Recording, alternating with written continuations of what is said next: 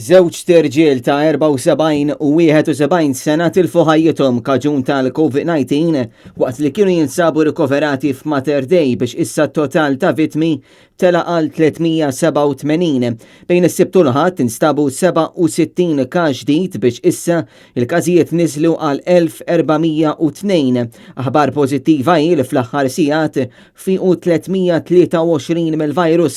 Sa issa f'pajjiżna kellna 28,875 każ tal-COVID-19.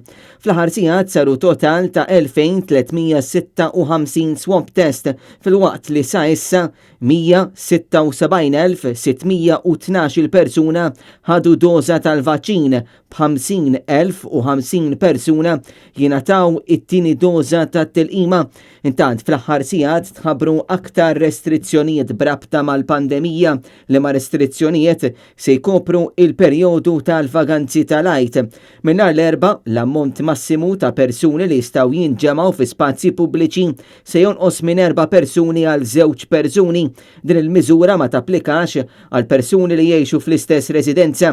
Dan ifisser li fuq barra gruppi ta' aktar minn 2 persuni se jkunu projbiti, inkluż fi kjuż u fuq bus stops sakemm ma tinżamx id-distanza soċjali ta' 2 metri bejniethom. Persuni li jiksru din il-miżura ser ikunu soġġetti għal multa ta' 300 euro kull persuna.